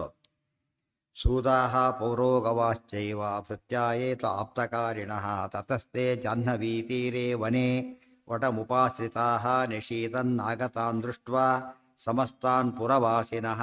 ಮುಂದೆ ಹೋಗ್ಬೋದಾಗಿತ್ತು, ಊರಿನ ಜನ ಎಲ್ಲ ಬಂದ್ಬಿಟ್ಟಿದ್ದಾರೆ ಹಿಂದ್ಗಡೆಗೆ. ಅವ್ರನ್ನೇನು ಮಾಡಿ ವಾಪಸ್ ಕಳಿಸ್ಬೇಕೀಗ. ಅವರೆಲ್ಲ ಬರಬಾರ್ದು ಅನ್ನೋ ದೃಷ್ಟಿಯಿಂದ ಏನು ಮಾಡಿದ್ರು, ನೈಟ್ ಹಾಲ್ಟ್ ಮಾಡಿ ಮರು ದಿವಸ ಕಳಿಸ್ತಾರೆ. ರಾಮದೇವರು ಹಾಗೆ ಮಾಡ್ತಾರೆ, ಅಲ್ಲಿ ಹಾಲ್ಟ್ ಮಾಡಿ ಕಳಿಸ್ಕೊಡ್ತಾರೆ. ಆದರೆ ರಾಮದೇವ್ರು ಕಳಿಸೋ ರೀತಿ ಬೇರೆ, ಇವ್ರು ಕಳಿಸೋ ರೀತಿ ಬೇರೆ. ಅವರೆಲ್ಲ ಬಂದಿದ್ದರು. ರಾಮದೇವ್ರು ಏನು ಮಾಡಿದ್ರು, ಆಗಲ್ಲಿ ನೈಟ್ ಹಾಲ್ಟ್ ಮಾಡಿದರು. ಭಾರಿ ಸುಸ್ತಾಗಿತ್ತು ಜನಗಳಿಗೆ, ಭಾರಿ ದುಃಖ ಶೋಕ ಎಲ್ಲ ಸೇರಿತ್ತು, ಎಲ್ಲ ಮಲ್ಕೊಂಡ್ಬಿಟ್ರು. ರಾಮದೇವ್ರು ಮಧ್ಯರಾತ್ರಿ ಎದ್ದು ಸುಮ್ಮನೆ ರೆಡಿ ಹೊರಟೋಳ ಆ ಕಡೆ. ಅವ್ರು ಬೇಡ ಇವರೆಲ್ಲ ಬರಿಬ್ಯಾಗ ಕಟ್ಬಿಡ್ಬೇಕು, ಬಂದ್ಬಿಟ್ಟು ಹೋಗಲಿ ಅಂತೇಳಿ ಹೊರಟುಬಿಟ್ಟು ಅವ್ರು ಫಾಲೋ ಮಾಡಿದ್ರೆ ಕಷ್ಟ ಅಂತೇಳಿ ತಾನು ಹಾಗೆ ಹೀಗೆ ಓಡಿಸ್ಬಿಟ್ಟು ಏನು ಗುರ್ತಿಸಿದಾಗ ಹೊರಟ್ಬಿಡ್ತಾರ ಅಂತ. ಇದು ಅವ್ರು ಹೊರಟ ರೀತಿ. ಇವ್ರು ಹಾಗಲ್ಲ, ಇವ್ರು ಬೇರೆ ರೀತಿ ಹೇಳ್ತಾರೆ. ದಶೀದನ್ ಆಗತಾನ್ ದೃಷ್ಟ ಸಮಸ್ತಾನ್ ಪುರವಾಸಿನಃ ತತಸ್ತುತೆ ಸರ್ವ ಜಗನ್ನಿವಾಸಂ ನಾರಾಯಣಂ ನಿತ್ಯ ಸಮಸ್ತ ಸದ್ಗುಣಂ ಸ್ವಯಂಭೂ ಶರ್ವಾಧಿವಿರಚಿತಂ ಸದಾ ಭಕ್ತ್ಯಾ ಸ್ಮರನ್ ಭಕ್ತ ಭವಾಪಹಂ ಪ್ರಭುಂ. ತತಃ ತು ತೇ ಸರ್ವ ಜಗನ್ನಿವಾಸಂ ನಾರಾಯಣಂ ನಿತ್ಯ ಸಮಸ್ತ ಸದ್ಗುಣಂ ಸ್ವಯಂಭೂ ಶರ್ವಾದಿಭಿರಚಿತಂ ಸದಾ ಭಕ್ತ್ಯಾ ಅಸ್ಮರನ್ ಭಕ್ತ ಭವಾಪಹಂ ಪ್ರಭುಂ. ಅಲ್ಲಿದ್ದು ಅವರೇನು ಮಾಡಿಲ್ಲ, ದುಃಖ ಪಡಲಿಲ್ಲ, ಭಕ್ತಿಯಿಂದ ದೇವರ ಸ್ಮರಣೆ ಮಾಡ್ತಾರೆ. ಸುವಿಶೇಷತೋಪಿ ದ್ರೌಪದಿಯ ಸ್ಮರಣೆ ಮಾಡಿದರು, ಭಕ್ತಿ ಆಪತ್ ಪರಿಹಾರ ಮಾಡಲಿ, ಹಾಗೆಲ್ಲ ಮಾಡಲಿಲ್ಲ. ಅಕಸ್ಮಾತ್ ಹಾಗೆ ಮಾಡಿದ್ರೆ ಏನಾಗ್ತಿತ್ತು, ಬಹುಶಃ ಆಪತ್ ಪರಿಹಾರ ಹಾಗೇ ಆಗ್ತಿತ್ತು, ಗೊತ್ತಾಯ್ತಾ. ಆಪತ್ ಪರಿಹಾರ ಆಗ್ತಿತ್ತು, ಬಟ್ ಅದರಿಂದ ಏನು ದೋಷ ಬರ್ತಿತ್ತು, ನಿಷ್ಕಾಮ ಕರ್ಮ ಆಗ್ತಿರ್ಲಿಲ್ಲ. ಇವತ್ತು ವಿಷ್ಣು ಶಾಸ್ತ್ರ ಕೆಲಸ ಆಗುತ್ತೆ, ಅಲ್ಲ ಆಗುತ್ತೆ, ಅದೇನು ಮಾಡಬಾರ್ದು ಅದು ಆಗತ್ತೆ ಅಂತ ಮಾಡ್ಲಿಕ್ಕೆ ಹೊರಟ್ರೆ ಫಲ ಕಡಿಮೆ ಆಗ್ತಾ ಹೋಗು. ಫಲ ಹಾಗೆ ಬಿಟ್ಬಿಟ್ರೆ ಏನಾಗುತ್ತದ, ಜಾಸ್ತಿ ಆಗುತ್ತೆ. ಆದ್ದರಿಂದ ಪಾಂಡವರು ನಾವೇ ಭಕ್ತಿಯಿಂದ ಸ್ಮರಣೆ ಮಾಡಿ ಕೆಲಸ ಆಗುತ್ತೆ ಅಂತ ಆಚಾರ್ಯ ಕೃಷ್ಣಾವೃತ ಮಾಡೋದಲ್ಲಿ ಅಷ್ಟು ಒತ್ತು ಕೊಟ್ಟು ಹೇಳ್ತಾರೆ. ಅಂದಮೇಲೆ ಅವ್ರ ಸ್ಮರಣೆ ಮಾಡಿದರೆ ಕೇಳಬೇಕು. ಅವ್ರ ಸ್ಮರಣೆ ಹೇಗಿರುತ್ತೆ, ಅತ್ಯುತ್ತಮವಾದ ಸ್ಮರಣೆ, ಇಮ್ಮಿಡಿಯೇಟ್ ಫಲ ಕೊಡಬೇಕು. ಮಾಡಿದ್ದು ಹೌದು, ಏನು ಕೇಳಲಿಲ್ಲ, ಎಲ್ಲ ಕೇಳಲಿ. ಇದು ಭಾಳ ಇಂಪಾರ್ಟೆಂಟ್. ತಮಾನಿಲ್ಲ, ನಮ್ಮ ಉದ್ದೇಶ ಫಲ ಕೇಳದೆ ಹೋದ್ರೆ ಯಾಕೆ ಕೇಳಬೇಕು ಅಂತ. ಆ ಥರ ಯಾವುದೇ ಕೆಲಸ ಮಾಡೋಕ್ಕಾದ್ರೆ ಏನಿರಬೇಕು, ನಮ್ಮ ಪ್ರಕಾರ ಒಂದು ಫಲ ಕೇಳೋ ಉದ್ದೇಶ ಇರಬೇಕು. ಅದು ಹೇಳ್ತಾರೆ, ಅದು ಫಲ ಕೇಳಿ, ಈ ಕೆಳ ಕೇಳಬೇಡಿ, ಜ್ಞಾನ ಭಕ್ತಿ ವೈರಾಗ ಈ ಫಲಗಳನ್ನು ಕೇಳಿನೇ ಹೊರತು ಬೇರೆ ಫಲವನ್ನು ಕೇಳಬಾರದು.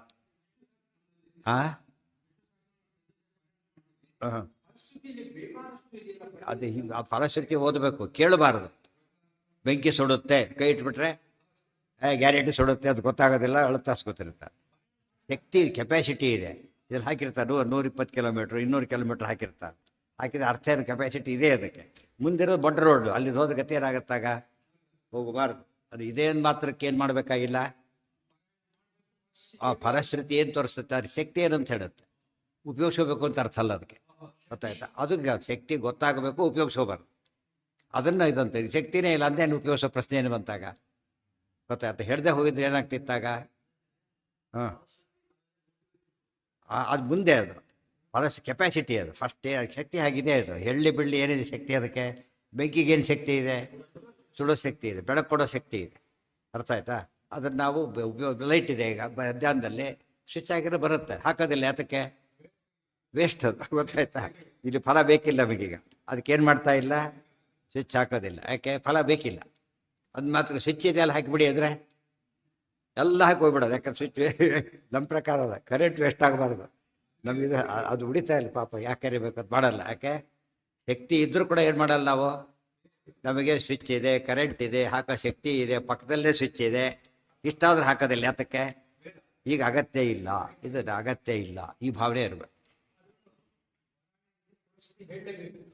ಹೇಳಿದಷ್ಟು ಪುಣ್ಯ ಜಾಸ್ತಿ. ಅದಕ್ಕೆ ಫಲ ಗೊತ್ತು, ಎಷ್ಟಿದೆ ಶಕ್ತಿ ಗೊತ್ತಾದಷ್ಟು ಕೂಡ ದೊಡ್ಡವರು ಅಂತ ಗೊತ್ತಾಯ್ತು. ಈಗ ಗೌರವ ಬಂತು, ಕೇಳಬೇಕು ಅಂತೇನಿಲ್ಲ, ಗೌರವ ಬಂತು, ಭಕ್ತಿಯಿಂದ ನಮಸ್ಕಾರ ಮಾಡ್ತಾರೆ, ಭಕ್ತಿ ಜಾಸ್ತಿ ಆಗುತ್ತೆ. ಫಲಶ್ರುತಿ ಹೇಳೋದ್ರಲ್ಲಿ ಏನೂ ತಪ್ಪಿಲ್ಲ. ತುಂಬ ಜನ ಬಿಟ್ಟು ಬಿಡ್ತಾರೆ, ಬಿಡಬಾರ್ದು, ಹೇಳ್ಬೇಕು, ಅದೇನೂ ತಪ್ಪಲ್ಲ. ಪೀಠಿಕೆನೂ ಹೇಳಬೇಕು, ಫಲಶ್ರುತಿನೂ ಫಲಶ್ರುತಿ ಕೂಡ ಏನದು ಪಾರ್ಟ್ ಆಫ್ ದಿ, ಅದು ಸ್ತುತಿನೇ. ಅದು ಫಲಶ್ರುತಿ ಕೂಡ ದೇವ್ರ ಶಕ್ತಿ ತೋರಿಸೋದ್ರಿಂದ ಅದು ಬಿಡೋಕ್ಕೆ ಕಾರಣ ಇಲ್ಲ. ಬಟ್ ಏನು ಮಾಡಬಾರ್ದು, ಅದನ್ನು ಫಲ ಕೇಳಬಾರ್ದು ಅಷ್ಟೇ. ಫಲ ಇಲ್ಲನೂ ಅನ್ನಬಾರ್ದು. ಈ ಮಧ್ಯೆ ಫಲ ಇಲ್ಲ ಅನ್ನಬಾರ್ದು, ಫಲ ಕೇಳಬಾರ್ದು. ಫಲ ಇದೆ ಅಂತ ತಿಳ್ಕೊಂಡಿರಬೇಕು, ಹೆಚ್ಚಿದೆ, ಎಷ್ಟಿದೆ ಅಷ್ಟೂ ಗೊತ್ತಿರಬೇಕು. ಇದು ಶಾಸ್ತ್ರ. ಅದು ಪುಣ್ಯದ ಜಾಸ್ತಿ ಆಯ್ತು. ಹಾಂ,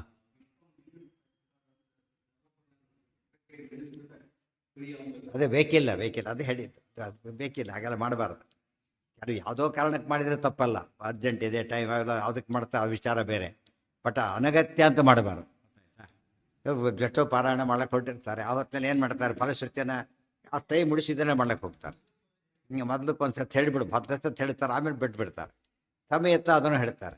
ಬಟ್ ಯಾವುದು ಬಿಟ್ಟರು ಅನ್ನೋಕ್ಕೆ ಏನು ಅರ್ಥ ಇರಬಾರ್ದು, ಫಲ ಇಲ್ಲ ಅಂತನೂ ಹೇಳಬಾರ್ದು ಅಂತನೂ ತಿಳ್ಕೊಂಡ್ರೆ ತಪ್ಪು. ಅದು ಬರೆದಿದ್ದು ವೇಸ್ಟ್ ಆಗುತ್ತೆ. ಬರೆದ ಮೇಲೆ ಏನರ್ಥ, ಅದಕ್ಕೆ ಉಪಯೋಗಿಸಿ ಅಂತ ಅದಕ್ಕೆ ಅರ್ಥ ಇದೆ, ಹೇಳಬೇಕು ಅಂತಾನೆ ಅರ್ಥ.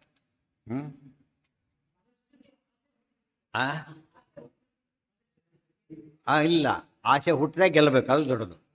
ಮತ್ತು ಆಸೆ ಹುಟ್ಟಬೇಕು, ನಿಗ್ರಹ ಮಾಡಬೇಕು. ಕೊನೆಗೆ ಯಾವ ಸ್ಟೇಜ್ ಬರುತ್ತೆ, ಆಸೆ ಹುಟ್ಟೋದೇ ಇಲ್ಲ, ಆ ಸ್ಟೇಜ್ ಬರುತ್ತೆ. ಮೊದಲು ಹಾಗಾಗತ್ತೆ. ಅದು ಮುಂದೆ, ಅದು ಯಾರು ಹೇಳಿದ್ದು ಅದನ್ನೆಲ್ಲ ಅಂತ ಪ್ರಶ್ನೆ ಬಂತೀಗ. ಯಾರು ಹೇಳಿದರು? ಉದಾಹರಣೆಗೆ ಏನಾಗುತ್ತೆ, ಈಗ ಪೇಪರ್ ಬರ್ತಿರುತ್ತೆ ನೋಡಿ, ಯಾರೋ ನಿಧಿ ಅಂತೇಳಿ ಕೊಂದಾಕ್ಬಿಟ್ರು, ಪೀಸ್ ಮಾಡಿ. ಅದು ಮೂರ್ಖರಿರ್ತಾರೆ ಭಾಳ ಜನ. ಅದಕ್ಕೇನು ಜನಕ್ಕೆ ಏನು ಮಾಡ್ತಾರೆ ಗೊತ್ತಾ, ಕೆಲವೆಲ್ಲ ಫಲಶ್ರುತಿ ಇದು ಅಕಸ್ಮಾತ್ ಹಿಡ್ದೆ ಹೋಗ್ಬಿಟ್ರೆ ಅವ್ರು ಏನು ಮಾಡ್ತಾರೆ ಗೊತ್ತೇನು, ಇವೆಲ್ಲ ಬರೀ ಮೋಕ್ಷಕ್ಕಷ್ಟೇನೆ. ಸದ್ಯರಿಗೆ ಮೋಕ್ಷ ಆಮೇಲೆ ಇರಲಿ, ಸದ್ಯಕ್ಕೆ ಹಸಿವಾಗಿದೆ, ಊಟ ಬೇಕು ನಮಗೀಗ, ರೋಗ ಬಂದಿದೆ, ವಾಸಿ ಆಗಬೇಕು, ಇದಕ್ಕೆಲ್ಲ ದೇವ್ರ ಉಪಯೋಗ ಇಲ್ಲ ಅಂತ ಕಾಣಿಸುತ್ತೆ ಅಂತೇಳಿ ಎಲ್ಲಿ ಹೋಗ್ಬಿಡ್ತಾರೆ, ಎಲ್ಲೆಲ್ಲ ಹೋಗ್ಬಿಡ್ತಾರೆ. ಹಾಗಾಗಬಾರ್ದು. ಅದಕ್ಕೇನು ಹೇಳಿದ್ರು, ರೋಗ ಅರ್ಥೋ ಮುಚ್ಚತೆ ರೋಗ, ಇದೆಲ್ಲ ಹೇಳಿದ್ದರಿಂದ ಇದಕ್ಕೂ ಪರಿಹಾರ ಇದೆ. ಈ ಕೆಲಸ ಮುಗೀತು. ಆಮೇಲೆ ಯೋಚನೆ ಮಾಡ್ದ, ನಮ್ಮಲ್ಲೂ ವ್ಯವಸ್ಥೆ ಇದೆ ಅಂದಮೇಲೆ, ನಮ್ಮಲ್ಲೇ ಊಟದ ವ್ಯವಸ್ಥೆ ಇದ್ದರೆ ಎಲ್ಲಿ ಹೋಗಬೇಕಾಗಿಲ್ಲ ಅವನು. ಮನೇಲಿ ಊಟ ಹೋಟ್ಲಿಗೆ ಹೋಗಲೇಬೇಕಾಗ, ಬೇರೆ ದಾರಿ ಇಲ್ಲ, ಅನಿವಾರ್ಯ ಆಗುತ್ತೆ. ಇಲ್ಲೇ ವ್ಯವಸ್ಥೆ ಇದ್ಮೇಲೆ ಹೋಗೋ ಪ್ರಸಂಗ ಬರೋದಿಲ್ಲ, ಅದು ಸಾಲ್ವ್ ಆಯಿತು. ಅದು ನಮ್ಮ ದೇವರಿಗೆ ಶಕ್ತಿ ಇದೆ. ನಮ್ಮ ತುಂಬ ಜನ ನಂಬಿಕೆ ಇಲ್ಲ ಇನ್ನೂ ಕೂಡ. ಈ ಸ್ಮಾಲ್ ಪಾಕ್ಸ್ ಅವೆಲ್ಲ ಬಂದಿರುತ್ತಲ್ಲ, ಹೋಗ್ತಾರೆ ಕೋಡಿ ಬಲಿಗೆ. ಇವತ್ತು ಕೂಡ ಎಷ್ಟು ವೈದಿಕರು ಕೂಡ ಹಾಗೆ ಮಾಡಿಬಿಡ್ತಾರೆ, ಕೊಡೋದಿಲ್ಲ. ಅದು ಕೋಡಿ ಪಾಪಕ್ಕೆ ಕೊಂದು ಹಾಕಿಬಿಡ್ತಾರೆ. ತಮ್ಮ ಕೂಸಿಗೆ ವಾಸಿ ಆಗಬೇಕು ಅಂಥೇಳಿ ಇನ್ನೊಂದು ಪ್ರಾಣಿ ಹತ್ಯೆ ಮಾಡಿದರೆ ವಾಸಿ ಹಾಗಾಗತ್ತೆ, ಹಿಂಸೆ ಜಾಸ್ತಿ ಆಗುತ್ತೆ. ಅದರಿಂದ ಹಾಗೆ ಮಾಡಬಾರ್ದು. ಎಷ್ಟು ಮಟ್ಟಿಗೆ ಇರುತ್ತೆ, ಕೂಸಿ ಏನಾರಾಗಲಿ ಇನ್ನೊಂದು ಪ್ರಾಣ ಸಾಯಬಾರ್ದು ಅಂತ ಹೇಳಿದರೆ ಅದು ಪುಣ್ಯ ಬರುತ್ತೆ. ಬಲಿ ಕೊಡೋದವೆಲ್ಲ ಭಾಳ ಕೆಟ್ಟ ಕೆಲಸಗಳು. ಏನು ಮಾಡೋದು, ಎಂಥ ಇದು ಒಳ್ಳೇದಾಗತ್ತೆ ಬಲಿ ಕೊಟ್ಟರೆ, ಆಗಿದ್ದರೆ ಬಲಿ ಕೊಡೋದೇ ಬೇಡ, ಒಳ್ಳೇದಾಗೋದು ಬೇಡ ಅಂತ ಹೇಳ್ಬಿಟ್ಟು ಈ ರೀತಿ ಮಾಡಿ ಒಳ್ಳೇದಾಗೋದಕ್ಕಿಂತ ಕೆಟ್ಟದಾಗದೇ ವಾಸಿ ಅಂತ. ಯಾಕೆ, ಅದು ಧರ್ಮ ಅಲ್ಲ. ಇನ್ನೊಬ್ಬರನ್ನ ಹಿಂಸೆ ಮಾಡಿ ನಮ್ಮ ಹಿಂಸೆ ಪರಿಹಾರ ಯಾವ ಲಾಜಿಕ್ ಅದು, ಅಲ್ಲೇ ಅಲ್ಲ. ಅದು ಜನ ತುಂಬ ಜನ ಹಾಗೆ ಮಾಡಲ್ಲ.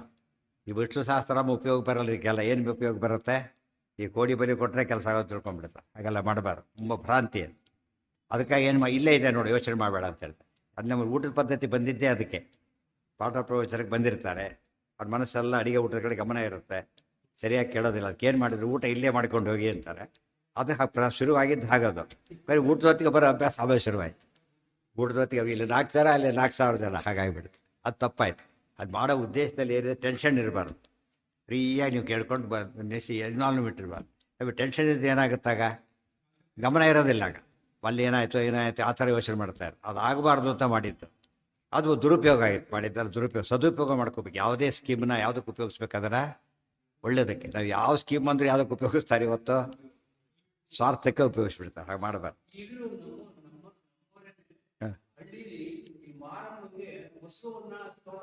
ಮೊಸರನ್ನ ಕೊಟ್ಟರೆ ಕೋಟಿ ಬಾಲಿ ವಾಸಿ, ಏನು ತಪ್ಪಲ್ಲ. ದೇವತೆಗಳಿಗೆ ಕೊಟ್ಟರೆ ಏನು ತಪ್ಪೇನಿಲ್ಲ. ಇವತ್ತು ಏನು ಸುಮ್ಮನೆ ಕೊಟ್ಟಿದ್ದು ತಪ್ಪೇನಿಲ್ಲ. ಅನುಸಂಧಾನ ಮಾಡಿ ಕೊಡೋದು, ದೇವ್ರ ನೈವೇದ್ಯ ಶೇಷ ಕೊಡೋದು ಅಷ್ಟೇ. ಅವರಿಗೆ ನೈವೇದ್ಯ ಅಂತಲ್ಲ, ದೇವ್ರ ನೈವೇದ್ಯ ಸಮರ್ಪಣೆ ಅಷ್ಟೇ. ಅದು ದೋಷ ಅಲ್ಲ, ಅದು ದೇವತೆ ಅವರೆಲ್ಲ. ರಾಮ ದೇವತೆ ಅಂದರೆ ರಾಮ ರಕ್ಷಕರವರೆಲ್ಲ. ಅದು ತಪ್ಪಲ್ಲ. ಪೂಜೆ ಮಾಡೋದು ಏನೂ ತಪ್ಪಲ್ಲ, ಅಷ್ಟೆಲ್ಲ ಮಾಡಬೇಕು ಕೂಡ. ಬಲಿ ಕೊಡೋದು, ನಿಷಿದ್ಧ ಪದಾರ್ಥ ಬಲಿ ಕೊಡಬಾರ್ದು, ಅದು ಭಾರಿ ತಪ್ಪು. ಎಷ್ಟೋ ಇನ್ನು ನಮ್ಮಲ್ಲೇ ಇದ್ದಾರೆ, ಇದೆಲ್ಲ ಮಾಡ್ತಾರಲ್ಲ, ಎಡೆಷ್ಟು ಮಾಡಿದ್ರೆ ಬರೋ ತಂಗಡಿ ತಿನ್ನಬೇಕು ಅಂತ ಇಟ್ಕೊಂಡು ತಿಂತಾರೆ. ನಿಷಿದ್ಧ ಅದು. ವಿಚ್ಛಿಷ್ಟಂಚಾಪಿ ಚಾಪೆ ನಿಷಿದ್ಧ. ಶಾಸ್ತ್ರದಲ್ಲಿ ಹೇಳಿ ಬಿಟ್ಬಿಡ್ಬೇಕಾದ್ರೆ ಯಾರು ಮಾಡ್ಕೊಂಬಂದಿರ್ತಾರೆ ಅದನ್ನು ನಾವು ಮಾಡ್ಲಿಕ್ಕೆ ಹೋಗಬಾರ್ದು. ನೀವು ವಿಧಿ ಹಾಗೆ ಹೇಳುತ್ತೇವೆ ಕೃಷ್ಣ ಹೇಳಿದ ದೊಡ್ಡದು ಇದು ದೊಡ್ಡದಾಗಿದೆ. ಡೈರೆಕ್ಟ್ ಪರಮಾತ್ಮ ತಾಮಸ ಪ್ರಿಯಂ ಅಂತ ಹೇಳಿದ ಮೇಲೆ ಅದು ಮಾಡಬಾರ್ದು, ಬಿಡಬೇಕಂತ. ನಮ್ಮಲ್ಲಿ ಎಕ್ಸ್ಟ್ರೀಮ್ಗಳು ನಿಷಿದ್ಧ ದೇವತೆಗಳು ಪೂಜೆ ಮಾಡ್ತಾರೆ, ಅವರು ಪೂಜಾವಿಧಿ ತಕ್ಕಂತೆ ಮಾಡ್ತಾರೆ, ಭಾರಿ ಡೇಂಜರ್. ವೈಷ್ಣವ ಪೂಜಾವಿಧಿ ಕನ್ವರ್ಟ್ ಮಾಡ್ಕೋಬೇಕು. ವೈಷ್ಣವ ಪೂಜಾವಿಧಿ ಪ್ರಕಾರ ಮಾಡಿದರೆ ಅದು ತಾರಕ ಆಗುತ್ತೆ. ಎಲ್ಲ ದೇವತೆಗಳು ಪೂಜ್ಯರು ಶಾಸ್ತ್ರ ಹೇಳಿರೋದ್ರಿಂದ ತಾರತಮ್ಯ ಬಿಡಬಾರ್ದು, ಪೂಜೆನೂ ಬಿಡಬಾರ್ದು. ಇಲ್ಲ ಅತಿರೇಕ ಮಾಡ್ತಾರೆ, ಸರ್ವೋತ್ತಮತ್ವವನ್ನು ಪೂಜೆ ಮಾಡೋದು ಒಂದಾದರೆ ಇಲ್ಲ ನಿಂದೆ ಮಾಡೋದು ಮತ್ತೊಂದು, ಅದು ಮಾಡಬಾರ್ದು, ಬ್ಯಾಲೆನ್ಸ್ ಮಾಡಬೇಕು. ಅದನ್ನೆಲ್ಲ ಶ್ರೀಮದ್ ಸ್ಪಷ್ಟ ಹೇಳ್ತಾರೆ. ರಮಾ ಬ್ರಹ್ಮಾದಯಸ್ತಸ್ಯ ಪರಿವಾರತ ಏವತು. ಇದನ್ನೆಲ್ಲ ಸರಿಯಾಗಿ ತಿಳ್ಕೊಂಡ್ರೆ ಪರ್ಫೆಕ್ಟ್ ಫಿಲಾಸಫಿ. ನಶೀದನ್ ಆಗತಾನ್ ದೃಷ್ಟ ಸಮಸ್ತಾನ್ ಪುರವಾಸಿನ್, ಎಲ್ಲ ಊರಿ ಖಾಲಿ. ಮಹಾಭಾರತದಲ್ಲಿ ಬರೀತಾರೆ ಹೇಗಿತ್ತು ದೃಶ್ಯ ಅಂದರೆ, ರಾಮದೇವ್ರ ವನವಾಸಕ್ಕೆ ಹೋದಾಗ ಎಂಥ ವಾತಾವರಣ ಅಯೋಧ್ಯೆಯಲ್ಲಿತ್ತು ಅಂಥದ್ದೇ ವಾತಾವರಣ ಈಗ ಹಸ್ತಿನಾಪುರದಲ್ಲಿತ್ತು ಅಂತ ಹೇಳಿದ್ದಾರೆ. ಅದು ಪರಮಾತ್ಮನ ವನವಾಸ, ಭಗವಂತನ ವನವಾಸ, ಭಗವದ್ಭಕ್ತರ ವನವಾಸ, ಸಿಮಿಲರ್ ಸಿಚುಯೇಷನ್. ಮಹಾಭಾರತದಲ್ಲಿ ಯಾವುದು ಉಲ್ಲೇಖ ಬಂತೀಗ? ಉಲ್ಲೇಖ ಬಂತು. ಆದರೆ ರಾಮಾಯಣದಲ್ಲಿ ಏನು ಬಂದಿಲ್ಲ, ಉಲ್ಲೇಖ ಬರೋದಿಲ್ಲ. ಯಾಕೆಂದ್ರೆ ಆಮೇಲೆ ನಡೆದಿದ್ದು, ಮೊದಲು ನಡೆದಿತ್ತು. ಅದಕ್ಕೆ ಆಚಾರ್ಯ ಹೆಸರೇನಿಟ್ರಿ? ಈಗ ಮಹಾಭಾರತ ಹೇಳಿದರೆ ನಿರ್ಣಯ ಅಂತ ರಾಮಾಯಣ ನಿರ್ಣಯನೂ ಮಾಡಬೇಕು. ರಾಮಾಯಣ ಹೆಸರಿಟ್ಟು ಏನು ಮಾಡ್ಲಿಕ್ಕೆ ಬರ್ತಿದ್ದಿಲ್ಲ, ಬೇರೆ ಬರಿಬೇಕಾಗಿತ್ತು ಮಹಾತಾತ್ಮ ನಿರ್ಣಯ. ಇದನ್ನ ಅರ್ಥ ಮಾಡಿಕೊಂಡ್ರೆ ದೊಡ್ಡದು ತೊಗೊಂಡಾಗ ಚಿಕ್ಕ ಸೇರಿಬಿಡುತ್ತೆ. ಅದರ ಹೇಳಿಲ್ಲ ಹನುಮಂತ ಸಂಜೀವನ ತಂದಂತ ಹೇಳಿಬಿಟ್ರೆ ಸುಂದರಕಾಂಡ ಹಿಡಿದಾಗಾಯ್ತು. ಯಾತಕ್ಕೆ? ಅದು 100 ಯೋಜನೆ, 50,000 ಯೋಜನೆ ವಾಪಸ್ ಬರಬೇಕಿತ್ತು. ಅದು ಇನ್ಸ್ಟೆಂಟ್ ಮತ್ತು ಫಾಸ್ಟಾಗಿ, ಟೈಮ್ ಇಲ್ಲ. ಅದನ್ನು ಮಾಡೋದಿಲ್ಲ, ಇದು ಮಾಡೋದಿಲ್ಲ, ಎಷ್ಟು ಡಿಫ್ರೆನ್ಸ್ ಇದೆ. ಅದು ಯಾವುದು ಕೋಟಿ ದಿವಸ ಅಂತ ಲಕ್ಷಾಧೀಶನ ಅಂತ ಮತ್ತೆ ಕೇಳಬಾರದು. ಯಾತಕ್ಕೆ? ಅಂಡರ್ಸ್ಟುಡ್. ಅದು ಆದಷ್ಟು ಇಲ್ಲಿ ಕೈಮತ್ಯ ನ್ಯಾಯ ಅಂತ ಕರೀತಾರೆ. ಈ ಹಿನ್ನೆಲೆಯಲ್ಲಿ ಅದನ್ನೆಲ್ಲ ಮತ್ತೆ ಹೇಳಬೇಕಾದ ಕಾರಣ ಇಲ್ಲ. ತತಸ್ತುತೆ ಸರ್ವ ಜಗನ್ನಿವಾಸಂ. ಇಷ್ಟು 32 ಅಧ್ಯಾಯನ ಪ್ರತಿಷ್ಠದ ಮುಗಿಸ್ಬೇಕಾದ್ರೆ ಕೂಡ ಆಚಾರ್ಯ ಏನು ಮಾಡ್ತಾರೆ? ದೇವರ ಸ್ತೋತ್ರ ರಿವಿಷನ್ ಮಾಡಿ ಮುಗಿಸ್ತಾರೆ. ಅದು ಪ್ರತಿಯೊಂದು ಅಧ್ಯಾಯಕ್ಕೂ ಮಂಗಳ. ಇದು ಆದಿಪರ್ವ ಮಂಗಳ ಇದ್ದಾಗ 21ನೇ, ಇದು ಸಭಾಪರ್ವ ಮಂಗಳ 21ನೇ ಅಧ್ಯಾಯದ ಮಂಗಳನೂ ಹೌದು. ಹೇಗೆ ಶುರು ಮಾಡಿ ಹೇಗೆ ಶುರು ಮಾಡಬೇಕು ಒಂದು ಅಂಥದ್ದೇ ಪದ ಇಡ್ತಾರೆ. ದೇವರ ಹೆಸರು ಮಂಗಳದ ಪದ ಇಡ್ತಾರೆ, ಹಾಗೆ ಮಾಡ್ತಾರೆ. ಮೊದಲ ನಾರಾಯಣ, ಆ ಮಂಗಳ ಇಡೀ ಪುಸ್ತಕಕ್ಕೆ ಮಂಗಳ, ಪ್ರತಿ ಅಧ್ಯಾಯಕ್ಕೆ ಮಂಗಳ, ಆರಂಭಕ್ಕೆ ಮಂಗಳ, ಕೊನೆಗೂ ಮಂಗಳ, ಮಧ್ಯೆ ಮಧ್ಯೆ ಅಥ ಅಂತ ಉಪಯೋಗಿಸ್ತಿರ್ತಾರೆ. ಮಧ್ಯೆ ಮಧ್ಯೆ ಅಥ ಅದು ಮಂಗಳ, ಮತ್ತೆ ಅಥವಾಚಕ. ಇದೆಲ್ಲ ನೋಡಿದಾಗ ಎಷ್ಟು ಒಂದು ಕಡೆ ಇದ್ದರೆ ಸಾಕು ಮಂಗಳ. ಇದು ಪರಮ ಮಂಗಲಕರ ಅಂತ ತೋರಿಸೋದಕ್ಕಾಗೆಲ್ಲ ಅನೇಕ ರೀತಿಯಲ್ಲಿ ಹೇಳ್ತಾರೆ. ತತಸ್ತುತೆ ಸರ್ವ ಜಗನ್ನಿವಾಸಂ ನಾರಾಯಣಂ ನಿತ್ಯ ಸಮಸ್ತ ಸದ್ಗುಣಂ. ಎಷ್ಟು ಬೇರೆ ದೇವರೇ ನಾರಾಯಣ, ಅದಕ್ಕೆ ಅರ್ಥ ಸಮಸ್ತ ಜಗನ್ನಿವಾಸ ಅಂದರೆ ವಾಸುದೇವ. ನಾರಾಯಣ ನಿತ್ಯ ಸಮಸ್ತ ಸದ್ಗುಣಂ ಸ್ವಯಂಭು ಶರ್ವಾಧಿವಿರಚಿತಂ ಸದಾ. ಸ್ವಯಂಭು ಬ್ರಹ್ಮದೇವರು, ಶರ್ವ ರುದ್ರದೇವರು, ಅವರಿಂದ ಸದಾ ಅರ್ಚಿತಂ ಅಥವಾ ಸದಾ ಸರ್ವ ಜಗನ್ನಿವಾಸಂ, ಸದಾ ನಿತ್ಯ ಸಮಸ್ತ ಸದ್ಗುಣಂ. ಗೊತ್ತಾಯ್ತಾ?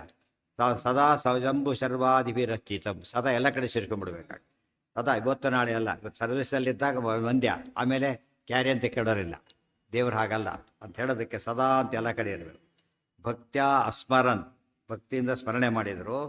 ವ್ಯಾತು ಸ್ಮರಣೆ ಉದ್ದೇಶ ಭಕ್ತಿನೇ ಹೊರತು ಬೇರೆ ಫಲೋದ್ದೇಶ ಇಲ್ಲ ಅಂತ ಹೇಳೋದಕ್ಕೆ ಭಕ್ತ್ಯ. ಭಕ್ತ ಭವಾಪಹಂ ಪ್ರಭುಂ. ದೇವರು ಯಾರು? ಭಕ್ತ ಭವ ಅಪಹ. ಭಕ್ತರ ಭಯವನ್ನು, ಭಕ್ತರ ಭವವನ್ನು ಪರಮಾತ್ಮ ಪರಿಹಾರ ಮಾಡ್ತಾನೆ ಅಂತ ಪರಮಾತ್ಮನ ಪರಿಹಾರ ಮಾಡಲಿ ಅಂತ ಮಾಡಲಿಲ್ಲ, ಪರಿಹಾರ ಮಾಡೋ ಶಕ್ತಿ ಇರೋಣ ಅಂತ ಮಾಡಿದ್ರು ಅಷ್ಟೇ. ಇದು ಶ್ರೀಮದ್ ಆನಂದ ತೀರ್ಥ ಭಗವತ್ಪಾದಾಚಾರ್ಯ ವಿರಚಿತೆ ಮಹಾಭಾರತ ತಾತ್ಪರ್ಯ ನಿರ್ಣಯೇ ಪಾಂಡವ ವನವಾಸ ಗಮನಂ ನಾಮ ಏಕವಿಂಶೋ ಅಧ್ಯಾಯ. 21ನೇ ಅಧ್ಯಾಯ ಆಯ್ತದೆ. 21 ದುರ್ಭಾಷೆಗಳ ಖಂಡನೆ ಮಾಡಾಗ 21ನೇ ಅಧ್ಯಾಯದಲ್ಲಿ ಬರೀ ಪ್ರತಿಜ್ಞೆಗಳು ಜಾಸ್ತಿ ಮಾಡಿ ಎಲ್ಲೇ ಎಲ್ಲ ಪ್ರತಿಜ್ಞೆ ಮಾಡಿರೋದು ಇಲ್ಲೇನೆ. ಗೊತ್ತಾಯ್ತಾ? ಅದನ್ನೇ ಉಲ್ಲೇಖ ಮಾಡಬೇಕಾದ್ರೂ ಕೂಡ ಹೇಳ್ತಾರೆ. ಆಯ್ತಾ? ದಕ್ಷಿಣ ದಿಗ್ವಿಜಯ ಮುಗಿಸ್ಕೊಂಡು ಬಂದರು. ಆಮೇಲೆ ಬ್ರಹ್ಮಸೂತ್ರ ಭಾಷ್ಯ ಬರೀಬೇಕು ಅಂತ ಹೊರಟರು. ಪರಿಸ್ಥಿತಿ ಹೇಗಿತ್ತು ಅಂದರೆ, ಈ ಕೌರವರ ಸಭೆಯಲ್ಲಿ ದ್ರೌಪದಿ ಪರಿಸ್ಥಿತಿ ಆಗಿತ್ತು ಅಂತಲೇ ಹೇಳಿ ಮೊದಲು ಇದೆ ಓದ್ಕೊಂಡ್ರು. ತಕ್ಷಣ ಓದಿದ್ರೆ ಗೊತ್ತಾಗುತ್ತೆ.